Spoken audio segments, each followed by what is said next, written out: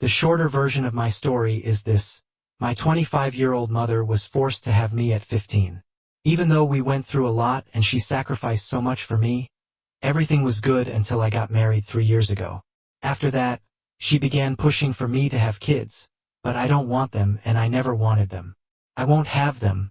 Well, we got into a huge argument on the phone, and I said something horrible that I regretted. She just said, "If that's how you feel," and hung up. When I cooled down, I tried to apologize, but she blocked me. So, I drove over to see her, but my dad answered instead. He lectured me for so long about what I said, and I got on the defensive. I just stopped talking to him as well, obviously. I kept in contact with my cousins. So it was a shock to me when I learned that my mom and dad actually got back together after my wedding and were getting remarried. Nobody invited me, so I didn't go. Then it turns out they had a kid together, and now they'll have another. I've talked to my cousins about this, and they've been honest with me because my mom's been honest with their parents. She wouldn't have had those kids if I was going to have some. She's told them that this time she'll raise kids who won't say such horrible things. My cousin is getting married, and she obviously asked me to come attend everything. But my mom's going to be at the wedding, not any other events. I asked if I could skip the wedding because I didn't want to see her and this new kid she has. But she said I'm being an idiot. After we talked about it for a while, am I an idiot for refusing to attend a wedding because my mother will be there after she replaced me? The horrible thing I said on the phone was that I insulted her for lying to my dad about how old she was when they got together and accused her of trying to baby trap me, like she did him. I called her horrible names that you can probably guess. When I did this, my mother was a few weeks over 15, and my dad was a few months under 20. It's no wonder that both of them have a lot of issues. My dad and I still talk occasionally.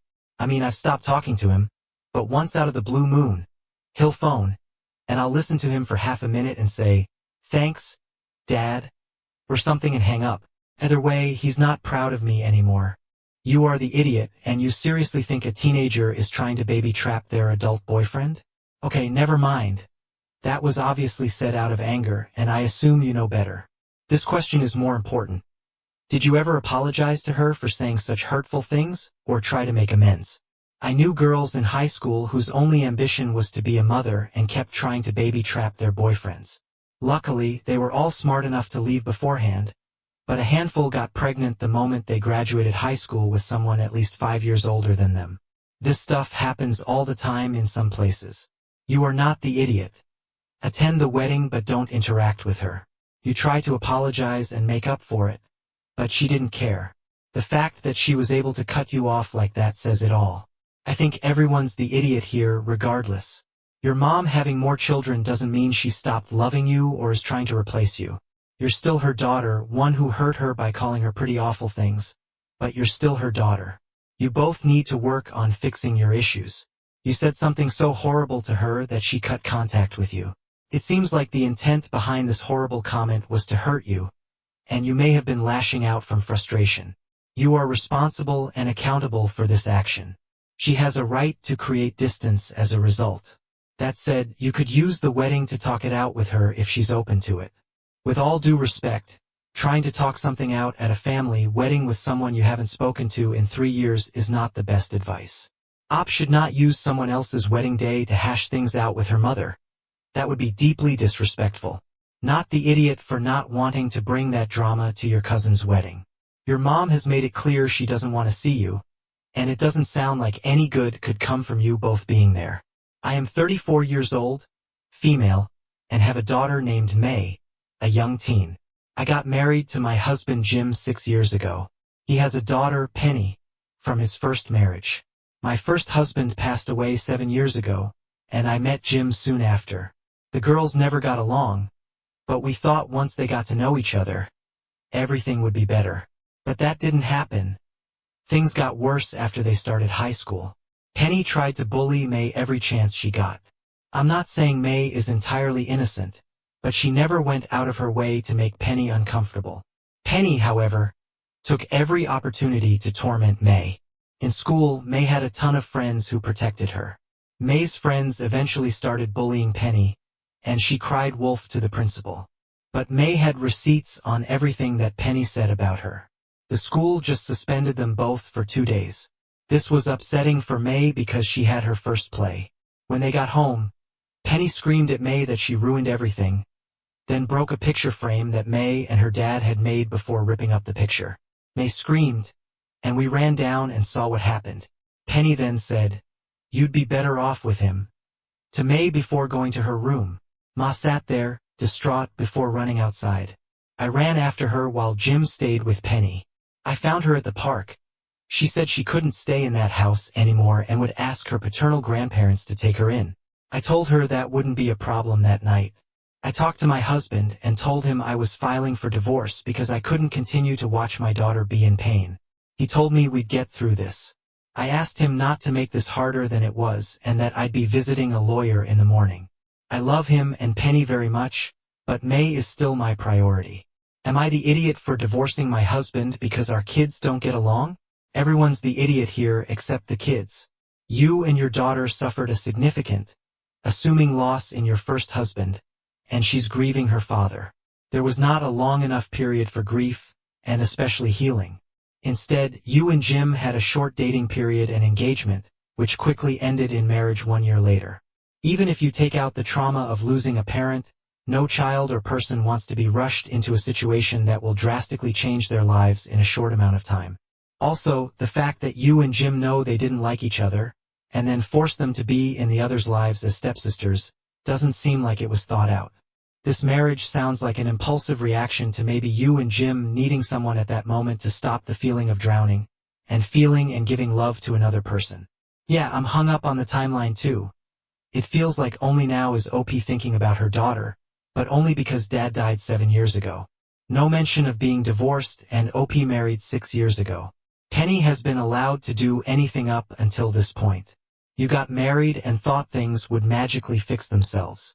I swear, parents like you all make me want to scream because it's all about you, and you don't think of the kids you're forcing to be family.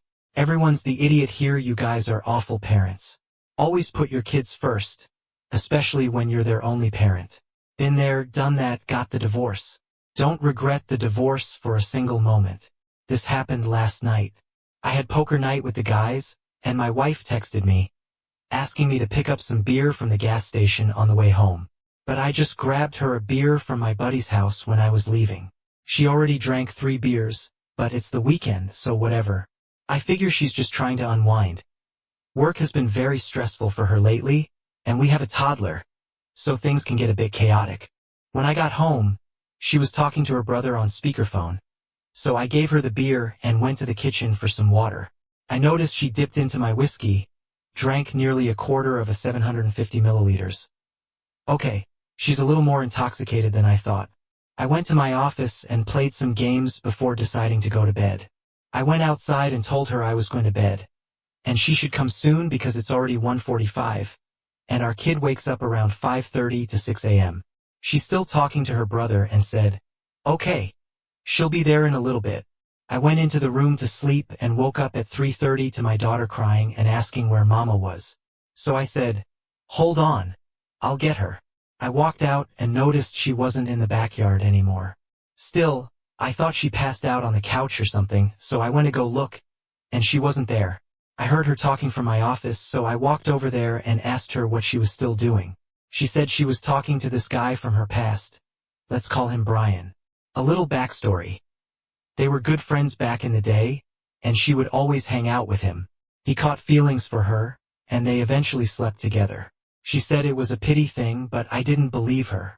This guy was in love with her. He was honestly a very bad influence. This was all many years ago, before we got together. We've been together for 10 years, dated for 6 and married for 4.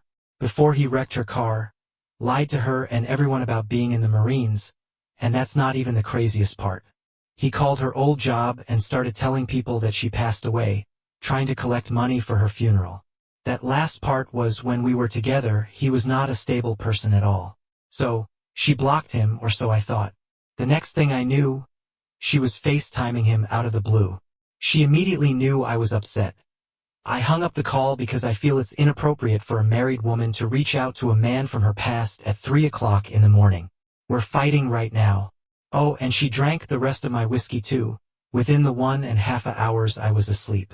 I got up with our child at 6:30 and fed and changed them. Then we played and watched Paw Patrol and colored. She didn't get out of bed until 10:30. She said she didn't say anything wrong and I shouldn't be worried because he's 300 pounds. But even if that's true, that's not the point. I still feel how I feel and she broke my trust. Is there any way I'm overreacting or the idiot here? I sure don't think so. Not the idiot, but I'm more concerned with her drinking that much while having your child home before you got home. I mean, what the heck? She'd be unable to drive in an emergency, could easily fall or trip or get hurt, etc. Onto the FaceTiming, very weird, especially at 3 a.m. Major blow to your trust. Your wife acted wildly inappropriately. You need to have a sit-down chat with her about this and the fact she apparently got seriously intoxicated when she was supposed to be taking care of your toddler. I would also consider coos therapy talk to her. Hello, well, are you for real? Reverse the gender roles, go through every scenario with the gender roles reversed and see if you would arrive at the same conclusion. This woman needs 10 years of therapy, like yesterday, not a sit-down chat. You're not overreacting at all. It doesn't sound good at all. First of all, the drinking sounds like there's a problem there, but also the talking to this guy. I think sometimes we fantasize about the people in our past because we miss those times, despite them hurting us. You miss the thrill of those times and who you were back then. You sound like a great guy, and I wish you a lot of happiness. I work for a small company in the IT department. I joined the company about 3 months ago, and one of my colleagues is this nice trans lady named Sarah. She's been working here for about 4 years. She's a very kind and helpful person, and everyone adores her in the office. She's been especially helpful to me in adjusting to the new office. A week ago, she came up to me and said she liked me and asked if I'd like to go on a date with her. She was really smooth and confident with it, and it was actually cool. But I declined, saying I wasn't interested. She didn't seem to mind at all. She said, okay. And she's totally fine with it. This doesn't change anything, so I don't need to feel awkward asking for her help in the future. And everything's been fine with her and me since then. My other colleagues are giving me crap about it, especially this one girl, Jennifer. She's close to Sarah and called me a bigot. She says that I should have at least taken her out on one date or made up some other excuse rather than saying not interested. She behaves rudely with me, even when I try to avoid her. Others are also saying that I should apologize to Sarah and that I should have said something other than not being interested. It's offensive. Am I the idiot for not wanting to date a trans woman? Not the idiot. HR. Time to file a harassment complaint on everyone who gives you crap. Document everything that they do. It sucks because they're gonna drag Sarah into an issue she already clarified she was okay with and blow this out of proportion when it really isn't a big deal to her. What is the problem with not being interested? Could be because your colleagues many don't want that or she isn't your type. Not being interested could be for several reasons. Tell them to mind their business and don't apologize. And even if it is because she's trans, then this is okay too. You don't owe someone romantic feelings or a date. The workplace isn't a dating agency, and you're entitled to your boundaries. Jennifer should respect that and focus on her task, not the dating lives of colleagues. I think I'm going crazy right now because my wife doesn't see anything wrong with this situation. Last Monday night, my wife and our 10-year-old daughter went to the pokeball shop by our house. Apparently, there was this tall and handsome 23-year-old guy behind them in line. Our daughter kept eyeing this guy, and the guy found my daughter worth talking to. She is a very pretty girl, thanks to her parents, but mostly me. They added each other on social media and parted ways after paying. My wife told me about that encounter, and I found it weird. I asked my daughter to show me pictures of the guy, and she pulled up pictures of him on his Instagram. Indeed, he is quite the looker. I imagine that would be what my son would look like if I didn't bat 0 for 3. I left it at that, thinking it would just be a friendly encounter with no ulterior motives. However, I learned from my wife on Friday that my daughter had bubble tea with him after school. My wife thought it was cute that my daughter went on a date again after breaking up with her same-grade boyfriend around the holidays last year. I told her that that's not cute at all, and it's honestly really creepy for a 23-year-old guy to have a date with an underage girl. My wife reminded me that I'm also older than her by a fair bit, though I had to mention that she was already 18 and that I was only 21 when we met. I asked my daughter what the deal was. She said that they were hanging out as friends, and he was like a big brother who she never had. I don't really buy that. They met for 2 minutes at a pokeball shop, and he proceeded to ask her out. I tried to get a feel for who this guy was, so I asked my daughter some questions. She said he graduated from an Ivy League school and runs a startup, which seemed fishy to me. I asked her again if she saw him as more than a big brother and if she had any romantic feelings at all for him. She hesitated, and that's when I knew I had her. Anything she said afterward wouldn't mean squat. She unsurprisingly said again that she only sees him as a friend and a big brother. I just did some research on the guy. I checked his profile and what my daughter said was true. I checked his Instagram and saw a bunch of shirtless selfies and pictures of him in his Audi, like a narcissist with posts. I haven't decided whether I approve of the guy continuing to see my daughter, but I'm leaning more toward forbidding her from seeing him. I'm usually a super chill dad, but I think this would be a needless distraction, and gossip would spread like wildfire at her school. I think it would be better to date guys her age at this point in her life. Am I the idiot if I forbid her from seeing this guy again? Easy, not the idiot. First off, for your wife, you're 3 years older, and you dated her when she was legal and an adult. These two are 7 years older. It's not just worse that their age difference is more significant, but it's because it's larger and happening at this young age, which is why 50 and 57 don't matter if they date. She should not be seeing him. And while he may be quite the looker, if a 23-year-old is seeking teens, he, 1, can't get anyone his own age, and 2, is incredibly creepy. And I say that as a 23-year-old guy. Oh boy, if your daughter seems adamant about hanging out with this guy who should know better, then I suggest, as her father, you ask to speak to him. If she wants him to continue being able to hang out with her, speak with him one-on-one. Ask him why he's hanging out with people so much younger than him. There's literally no correct answer for him. And let him know that he cannot have any signs of being romantic with your daughter ever, or you should contact the authorities immediately if he does.